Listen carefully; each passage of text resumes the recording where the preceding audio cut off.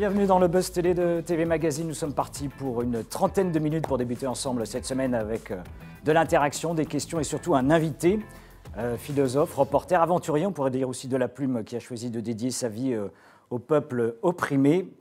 Philosophe considéré d'ailleurs comme l'une des personnalités les plus influentes au monde, qui sillonne depuis des années la planète, évidemment pour raconter ces guerres oubliées, cette ère aussi abîmée de la Bosnie-Herzégovine au Rwanda, de la Libye également au Cambodge.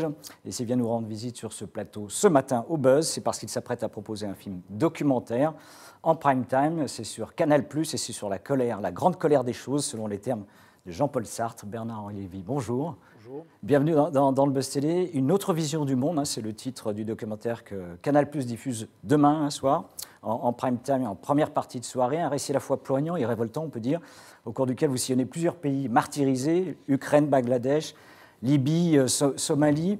Pour reprendre le titre, une autre vision du monde de ce documentaire, comment définiriez-vous vous-même votre vision du monde ? Une autre idée du monde. Une autre idée du monde. Une autre idée du monde, oui.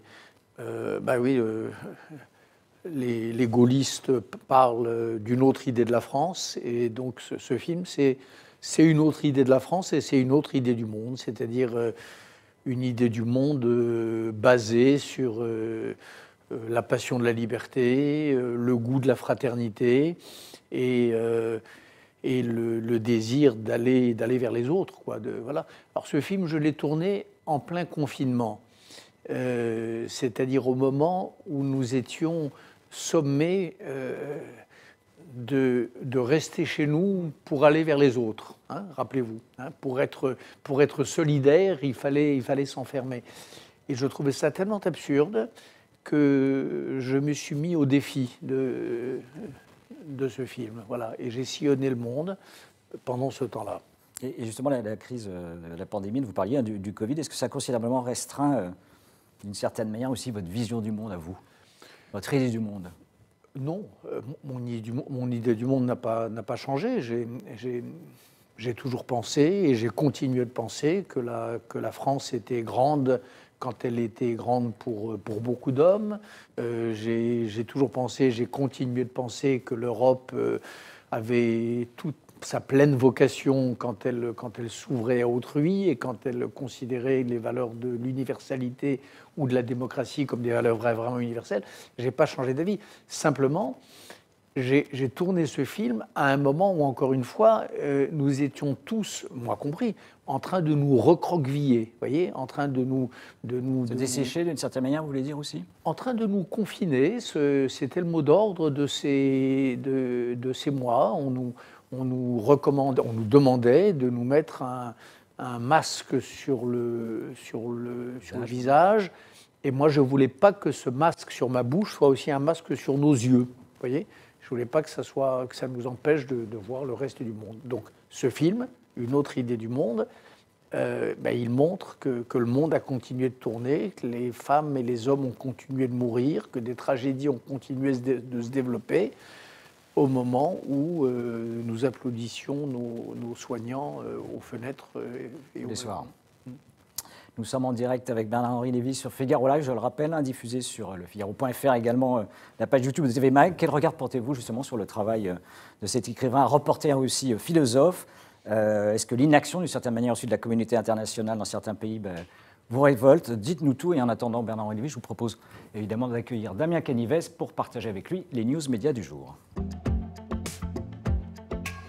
Tradition oblige, on démarre par les audiences télé. Oui, quels ont été les scores ce week-end ? Eh bien, c'est samedi, on s'occupe de samedi avec France 3 qui parvient à monter sur la première marche du podium grâce à une fiction inédite intitulée Crime dans l'Hérault. Ce téléfilm porté par Florence Pernel, Guillaume Cramoisan et Lola Dever a rassemblé plus de 4 millions de téléspectateurs, 22,5% de part d'audience. À titre de comparaison, c'est 1,7 million de téléspectateurs de plus que TF1 qui misait cette fois-ci sur un nouveau format intitulé Camille et Images. L'animateur Camille Combes combat le diffuser les séquences les plus drôles qui ont diverti les Français au cours de ces derniers mois. Sur la troisième marche du podium, on retrouve France 2 qui donnait le coup d'envoi de la 32e saison du mythique jeu d'aventure Fort Boyard en compagnie d'Olivier Mine. 2 millions de passionnés ont répondu présent, ce qui est quand même assez faible, puisqu'en un an, la chaîne égare 1,3 million de téléspectateurs. Et enfin, on termine avec cette chaîne qui ne déçoit jamais. Il s'agit de France 5, qui misait sur un nouveau numéro du magazine Échappée Belle. Cette fois-ci, on restait en France, on allait du côté de Marseille. Ismaël Khalifa a dépassé le million de téléspectateurs. Le regard, on parlait de la télévision, en effet, là vous êtes l'auteur d'un documentaire pour Canal, vous travaillez également, vous avez travaillé avec Le Monde, également Paris Match, encore récemment, le regard que vous avez du média télévision, comment il a évolué, comment vous le percevez aujourd'hui? Écoutez, j'aime la télévision. Bizarrement, ça vous paraît peut-être étrange pour un philosophe ou un écrivain, mais j'aime ça. C'est l'inconscient de la société à ciel ouvert. Et donc ça me passionne, je regarde tout.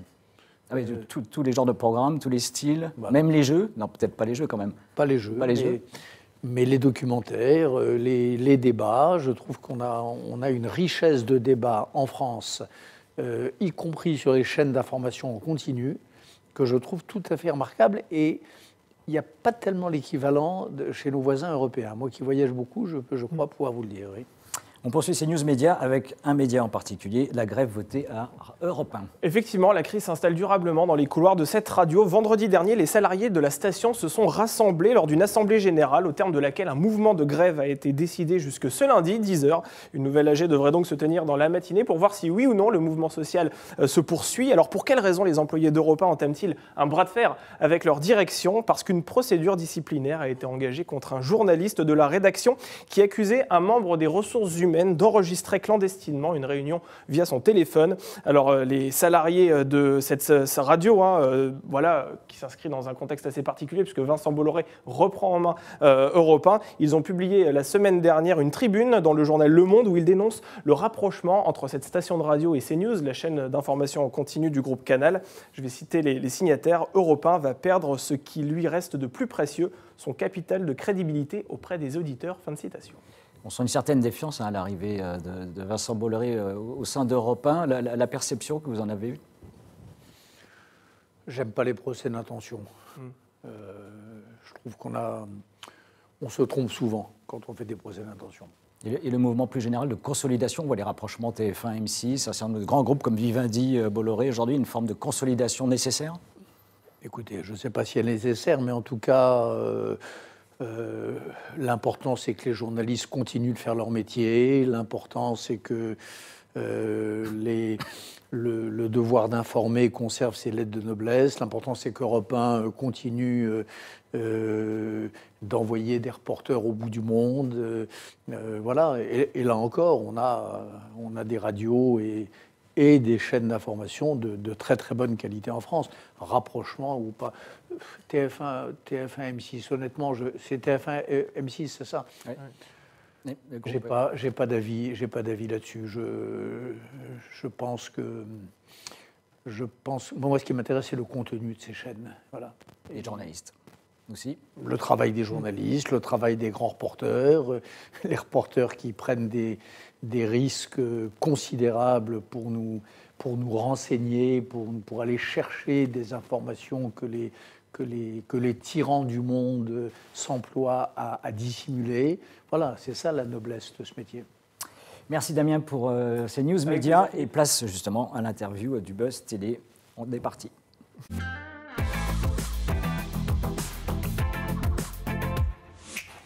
Je l'ai dit en ouverture, Canal+ diffuse ce mardi soir en prime time votre film documentaire intitulé Une autre idée du monde, un carnet de voyage pas forcément optimiste. On va en parler, dans lequel vous braquez vos caméras sur des peuples opprimés. Vous voulez, je vous cite, dénoncer ce que l'homme fait de pire à l'homme. Quelle réalité concrète se cache derrière le terme pire? Le crime contre l'humanité, le génocide, les massacres de masse. Voilà, c'est ça que je documente dans ce film, qu'on verra en effet demain sur Canal. Et pourquoi, entre guillemets, ces enquêtes, ces reportages, en effet, où vous allez chasser d'une certaine manière dans les endroits où aujourd'hui l'homme est opprimé, tué, massacré? Vous savez, quand il m'arrive de faire des reportages ou de tourner un film comme celui-là, L'idée, c'est de dire des choses que les gens ne savent pas trop, d'inviter à voir des choses qui ne sont pas sous le regard. Je prends un exemple. Le film s'ouvre sur des images du massacre des chrétiens au Nigeria. Les gens ne savent pas assez que le Nigeria est un pays dont la population est à moitié chrétienne et à moitié musulmane, mais dont le gouvernement est à forte tendance islamiste. Alors il y a Boko Haram qui est la forme extrême de cela, mais d'une manière générale, il y a un islamisme rampant dont les victimes sont les chrétiens.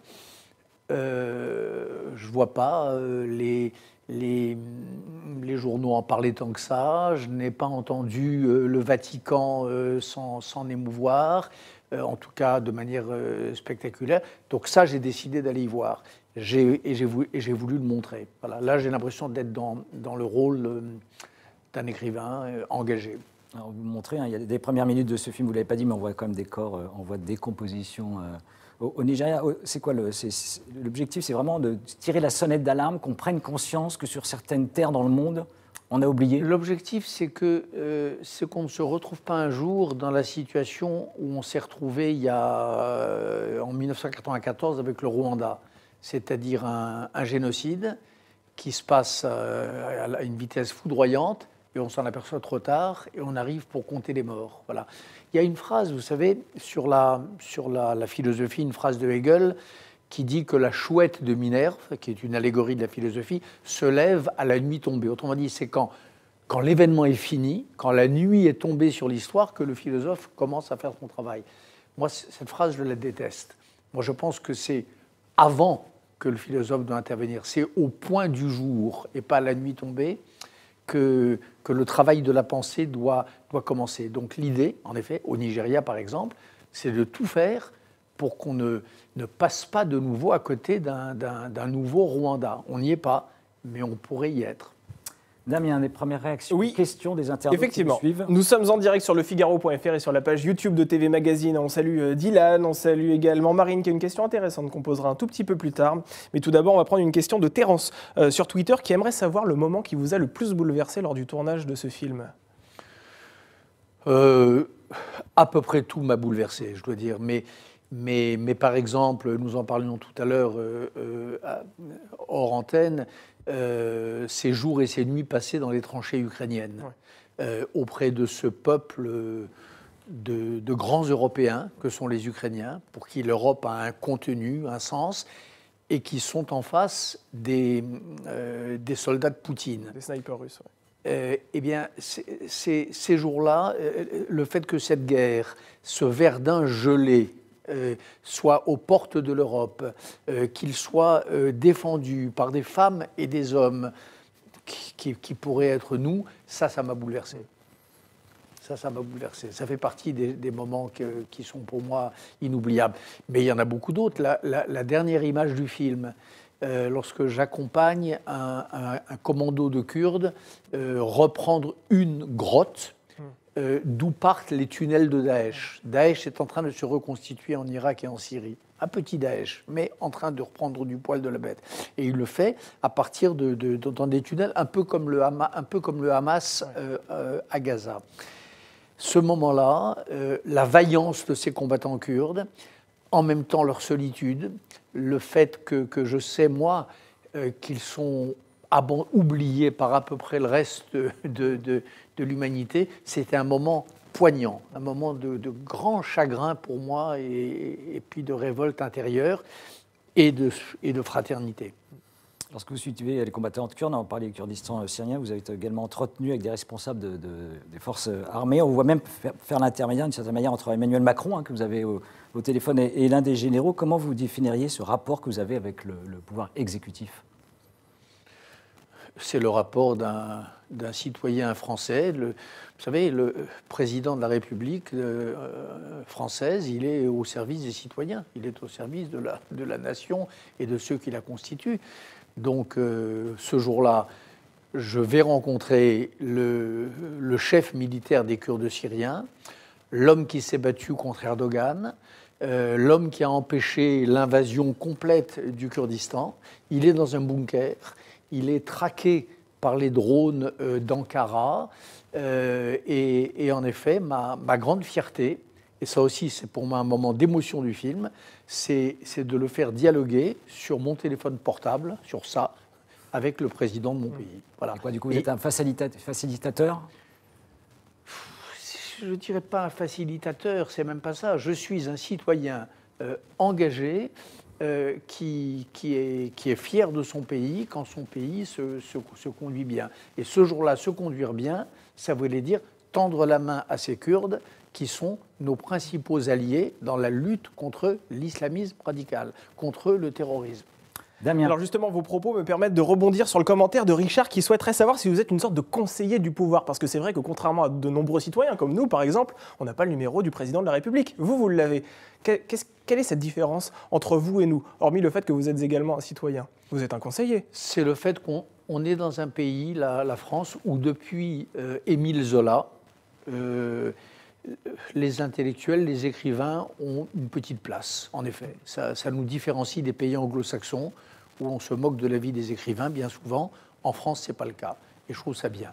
Et c'est vrai que depuis Giscard d'Estaing, j'ai toujours vu les présidents de la République se soucier de la vie des écrivains. Voilà. Et c'est pour ça que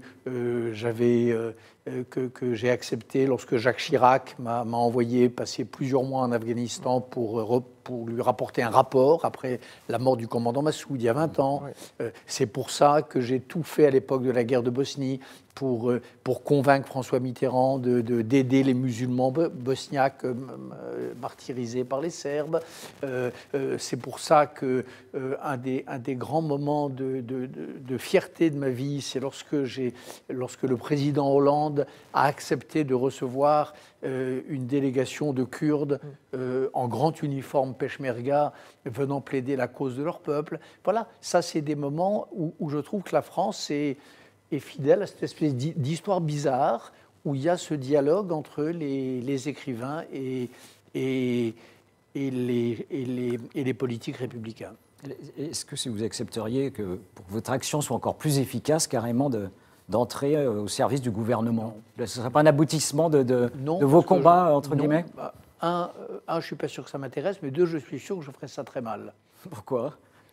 Parce qu'il faut savoir pourquoi on est fait. Moi, je suis un électron libre. Je suis quelqu'un qui défend non seulement ses couleurs, mais ses nuances. Je serais incapable de m'enrégimenter. Je serais incapable d'adopter... j'ai jamais adhéré à un parti politique. J'ai jamais pris la carte d'un parti politique. J'en serais incapable. Et l'avantage, là encore, vous savez, d'un écrivain, c'est comme ça. C'est que, comme il a une voix et qu'on lui fait l'honneur de l'interroger à la parole, il n'est pas obligé de s'aligner sur une des grandes positions répertoriées. Il peut avoir des positions nuancées.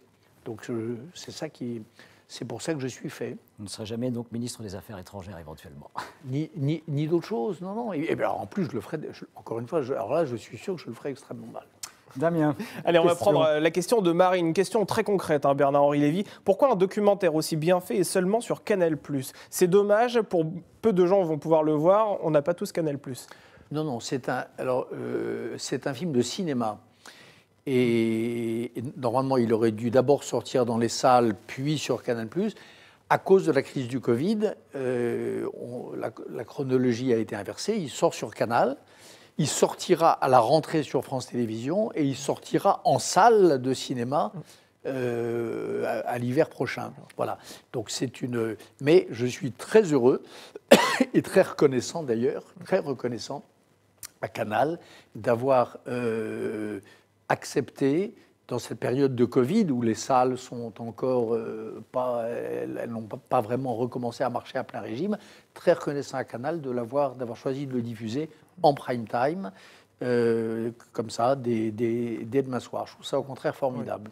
Oui. Quel que soit l'endroit où vous vous rendez, on a le sentiment avec vous, l'espoir d'un monde meilleur n'est jamais complètement éteint. Vous proposez même aux enfants de combattants de Daesh de mettre des bonnes idées dans la tête de leurs parents. Est-ce que vous péchez par optimisme parfois? Peut-être, mais je préfère pécher par optimisme que par pessimisme. En tout cas, pour les enfants de Daesh, il y a en effet une scène dans le film qui est pour moi importante, où je suis dans une de ces semi-prisons où ils sont retenus, et je pense qu'ils ne sont pas responsables des crimes de leurs parents. Voilà. Ils ne sont pas responsables, sauf avoir tel ou tel cas, naturellement. Mais globalement, et la position française de ce point de vue-là n'est pas tenable. On ne peut pas tenir des enfants de 4, 7, 8, 12 ans pour co-responsables des crimes qu'ont pu commettre leurs parents. Et non seulement ça, mais je crois qu'à l'inverse, et c'est ce que je leur dis, j'espère qu'ils seront ces enfants qui ont vu l'enfer, mais qui n'ont pas trempé dans le crime, j'espère qu'ils seront un jour les instituteurs de leurs parents. Et je leur dis, ce jour-là, vous serez des hommes libres. Et j'aspire pour eux à ce moment. Donc il faut les rapatrier en France, les enfants de Daesh. Les enfants de Daesh, les enfants qui ont été amenés de force, enfin, sans qu'on leur demande leur avis, par leurs parents en Syrie et en Irak, et qui n'ont pas participé aux crimes de leurs parents, ceux-là, bien sûr, et ceux qui sont français, il faut les ramener en France. Oui. Au moment où vous vous trouvez en Libye, dans le reportage, on voit que pour les besoins de votre reportage, votre voiture essuie des tirs. Est-ce qu'il s'agit de l'État islamique, de forces pro-Erdogan? Ne le sait en tout cas, qu'est-ce qui se passe dans votre tête à ce moment-là? Vous mettre en danger? Ouais. Oui. Dans ma tête, il se passe deux choses mais qui se succèdent très vite. Un, dans quelle galère est-ce que je suis encore allé me mettre? Et puis deux, il faut filmer. Voilà, il faut filmer. Donc, Marc Roussel, qui est le co-réalisateur du film, continuait de filmer. Olivier Jacquin, le chef opéra, le cadreur, continuait de filmer. Et moi, je filmais avec mon téléphone portable. Voilà. Je me suis dit, il faut filmer, on verra. Et comment on se sort de cette affaire? On sort de cette affaire parce qu'on a un chauffeur ce jour-là qui a un sang-froid d'acier. On voit l'image, on voit la scène, donc on l'a filmée, donc elle est là. Donc on nous tire dessus, il y a un pick-up qui essaie de nous bloquer, etc. Et on a un chauffeur qui décide de passer sur le bas-côté, qui décide d'arracher la portière du pick-up qui se met devant nous et qui tente de nous barrer la route. Voilà, mon équipe et moi-même, nous devons probablement notre salut à ce chauffeur libyen qui a été magnifique, qui aurait pu s'arrêter pour ne pas avoir d'ennui, peut-être. Il ne l'a pas fait, il a passé outre. Damien. Justement, une question peut-être un peu plus personnelle de Pierre qui souhaite savoir comment mentalement on fait pour se remettre de ce genre de situation, comment mentalement vous faites aussi pour vous remettre des images et des atrocités auxquelles vous êtes confrontés lorsque vous allez faire vos reportages sur des terrains de guerre. Il y a une scène dans le film à laquelle je tiens aussi beaucoup qui se passe à Paris, celle-là, dans une classe de lycée, une classe de seconde. Et c'est la question que me pose une des jeunes filles présentes dans la classe, une jeune fille que je connais un petit peu, et une petite fille. Et je lui réponds une chose très simple, c'est qu'on ne se remet pas. D'abord, on ne s'habitue pas. On est aussi ému à 72 ans qu'on l'était à 20 ans. C'est aussi inoubliable, les images de cadavres nigérians, les images de misère absolue au Bangladesh, elles sont aussi insoutenables aujourd'hui qu'hier. Et on s'y remet difficilement. Mais vous n'avez pas peur d'y perdre votre âme? Est-ce que vous êtes suivi par, très concrètement, un psychiatre, par exemple, à qui vous pouvez vous confier sur le genre de choses? Non, je ne suis pas suivi. Non. Mais il y a des moments, mais ça, tous les reporters de guerre, je crois, le savent, quand on revient en terre normale, il y a un moment de déphasage. Et alors en plus, dans cette période-là où j'ai réalisé ce film, je rentrais dans des villes mortes, Paris, Lisbonne, Rome, mais mortes, pas parce qu'elles étaient victimes de la guerre, parce qu'elles étaient victimes de cette espèce de peur panique qui s'était abattue sur le monde à cause du Covid. Donc là, j'avais envie de dire aux gens, à mes compatriotes, mais attendez, bien sûr que le Covid, c'est grave, bien sûr que c'est une tragédie, mais il y a tellement pire, mais il y a tellement plus horrible. Il y a des pays où il y a la double peine, où il y a le Covid, plus la misère, plus les massacres, plus la tentation génocidaire. Et puis on est seul à savoir ça, seul avec ses copains, ses camarades, ses compagnons d'équipée. On essaie de le dire. Je l'ai dit dans les reportages que j'ai donnés à Paris Match tout au long de cette période. Est-ce qu'il y a des pays, des territoires aujourd'hui où on ne peut pas aller justement? Le Il travail que vous réalisez n'est pas possible. Il y en a. Vous savez, il y a dans le film une longue séquence qui se passe en Somalie, à Mogadiscio. La Somalie, c'est un non-pays, c'est un pays hors la loi. Il n'y a pas de loi, il n'y a pas de police, il n'y a pas d'État. C'est un pays totalement démembré, totalement effondré. Et à ma connaissance, il y a très très peu de reportages depuis des années, il y en a très peu. Et c'est en effet très difficile l'accès. Il n'y a pas de vol, il n'y a pas de... Voilà. Moi, c'est dans ces endroits-là, qui sont très difficiles d'accès, que j'essaie d'aller. Voilà. Il y a des images aussi dans le film qui sont plus anciennes, puisque ce film, c'est un peu mes mémoires aussi. Hein, c'est un peu des mémoires provisoires. Je me rappelle, il y a quelques années, j'étais allé dans un endroit qui s'appelle les monts Nouba. Les monts Nouba, c'est un des endroits les plus inaccessibles au monde. C'était au Soudan, au Sud-Soudan. C'était une région totalement enclavée où que les islamistes soudanais, à l'époque de Khartoum, soumettaient à un feu roulant de bombes et à une famine totale. Il n'y avait pas de route, il n'y avait pas d'avion, il y avait... voilà, je vais trouver le moyen d'y aller. J'avais fait à l'époque pour le journal Le Monde un grand papier qui s'appelait Le Pharaon et les Nouba. Ça aussi, c'était ma grande fierté, d'aller là où il est difficile d'aller. Et où moi, je vais parce que j'ai du temps, parce que j'ai de la patience, parce que j'ai de l'obstination, parce qu'il y a des gens qui me font confiance, parce que voilà. Dans le film de documentaire de Cana, on va voir que c'est très incarné. On vous voit marcher en costume très chic sur les terres abîmées du Donbass en Ukraine ou encore dans le cas inhumain de migrants sur l'île de Lesbos en Grèce. Vous allez même y distribuer des masques, je crois.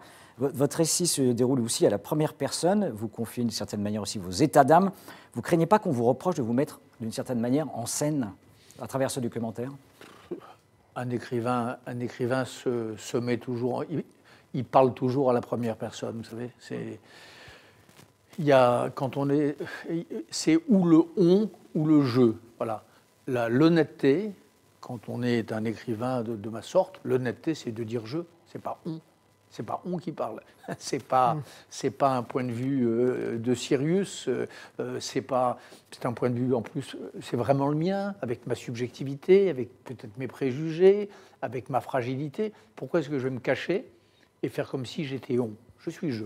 Et j'ai l'honnêteté de le dire. C'est dit. Damien. Oui, vous venez de répondre à une question de Rico aussi, qui posait un peu la même question. On va prendre tout de suite une question de Sébastien qui souhaite savoir si, après tout ce que vous avez entrepris dans des pays en guerre, est-ce que votre mission est accomplie ou bien vous avez le sentiment que votre travail n'est pas encore complètement terminé? Pas encore terminé. Mais il le sera un jour? Non. Le travail d'une vie dure autant que la vie. Il n'y a pas un jour, je crois pas, enfin en tout cas c'est pas comme ça que je vois les choses. Je ne crois pas qu'il y aura un jour où je penserai j'ai tout dit, j'ai tout filmé, je ne suis plus révolté par l'injustice et je pense que le monde est bien comme il est. Je pense que le monde n'est pas bien comme il est. Et je le penserai ça jusqu'à mon dernier souffle. Alors, est-ce que j'aurai toujours la force de le dire avec la même énergie qu'aujourd'hui? Ça, c'est une autre question. Ça, c'est la biologie qui en décidera. Donc seule la mort vous arrêtera en réalité? Oui, bon. Bien sûr. Il ne faut pas trop dire ça aux gens qui m'aiment pas trop, mais c'est la vérité, bien sûr que oui. Je vous propose de conclure cet entretien avec notre rubrique sucré-salé. Alors c'est assez simple, sucré-salé, on vous soumet deux propositions. Il faut que vous ne choisissiez évidemment qu'une seule. Est-ce que vous êtes plutôt Élise Lucet ou Bernard de la Villardière, comme journaliste sur le terrain? J'aime bien les deux, mais je trouve qu'Élise Lucet fait un travail, là aussi, à sa manière. Elle dit des choses que les autres ne disent pas. Elle dévoile une part de la réalité que d'aucuns, souvent très nombreux, ont intérêt à dissimuler. Et elle fait donc du bon travail. Philosophe, écrivain ou cinéaste? Les trois. Les trois, en général. Ben oui, philosophe, écrivain et cinéaste. La vie, la vie est longue, les journées sont longues, mon énergie est presque inépuisable. Donc voilà. Quand on demandait autrefois à Maurice Barrès pourquoi est-ce qu'il était député de Nancy, et il disait comme on peut pas écrire toute la journée, il faut bien aller à l'Assemblée l'après-midi. Voilà. Comme on ne peut pas faire de la philosophie toute la vie, il reste du temps pour faire des reportages comme celui que je fais à Lesbos, au Bangladesh ou en Afghanistan, sur les traces de feu le commandant Massoud et aujourd'hui de son fils. Voilà, les trois. La Libye de Kadhafi ou la Libye en 2021 ? La Libye en 2021, tout de même. Alors, je sais que c'est pas l'idéal, c'est pas le pays dont j'ai rêvé, mais c'est moins mal, c'est moins pire que la Libye de la tyrannie d'autrefois. Et enfin, l'engagement de François Hollande sur la scène internationale ou évidemment l'engagement d'Emmanuel Macron ? Les deux, parce que c'est la France. Et je trouve que, je vous ai parlé de François Hollande tout à l'heure à propos des Kurdes. Je vous ai parlé de Macron, du président Macron à propos des Kurdes aussi. Je crois que là-dessus, il y a une continuité. Et quand je vois, par exemple, ça m'a frappé, parce qu'au fond, dans ce film, Une autre idée du monde, il y a deux... Enfin, les causes dont je suis l'avocat ont deux adversaires, Poutine et Erdogan. Hein. Il y a deux impérialismes aujourd'hui en Europe. Hein. Il y a l'impérialisme ottoman, néo-ottoman d'Erdogan, et il y a l'impérialisme grand russe de Poutine. La France d'aujourd'hui, je trouve qu'elle se conduit assez bien, et elle est bien droite face à ce double impérialisme. On a beau être une puissance moyenne, je trouve que les mots justes sont dits pour refuser l'arrogance de Poutine et pour s'opposer aux menées impériales d'Erdogan. Donc je trouve que c'est pas mal, ça. C'est le bon discours d'un ministre des Affaires étrangères, finalement. Oui. Conclusion. Non, c'est le bon discours d'un observateur averti de la scène internationale et averti par la connaissance que j'ai du terrain. C'est-à-dire, moi, quand je dis qu'Erdogan est un terroriste, c'est pas juste des théories, c'est pas des analyses, c'est que je l'ai vu. C'est que j'ai vu des femmes, des jeunes femmes qui, au lieu de fonder une famille, au lieu de mener une maison, au lieu de travailler librement comme le rêvent toutes les femmes du monde, elles se battent contre les milices d'Erdogan. Elles se battent contre les éventreurs et les égorgeurs des milices syriennes à la solde d'Erdogan. Donc je sais, moi, ce que c'est Erdogan en vrai, ce que c'est sur le terrain. En Ukraine, j'ai vu les snipers de Poutine tirer sur les soldats ukrainiens. Donc ce que je vous donne là, c'est l'avis d'un observateur attentif et un tout petit peu informé. Une autre idée du monde. Merci beaucoup Bernard-Henri Lévy. Donc c'est demain sur Canal+ à 21h, voilà, à ne pas louper. Ouais. Et nous recevrons demain un nouvel invité. Oui, demain ce sera un journaliste qui présente la tranche 22h max sur BFM TV et qui va également animer le débat de l'entre-deux-tours des régionales en Ile-de-France. Il s'agit, celui que vous connaissez bien parce que vous y êtes allé sur son plateau il y a très peu de temps, Maxime Switek, que nous recevrons sur ce plateau demain au Buzz TV. Merci Bernard-Henri Lévy. Merci à vous deux. Merci.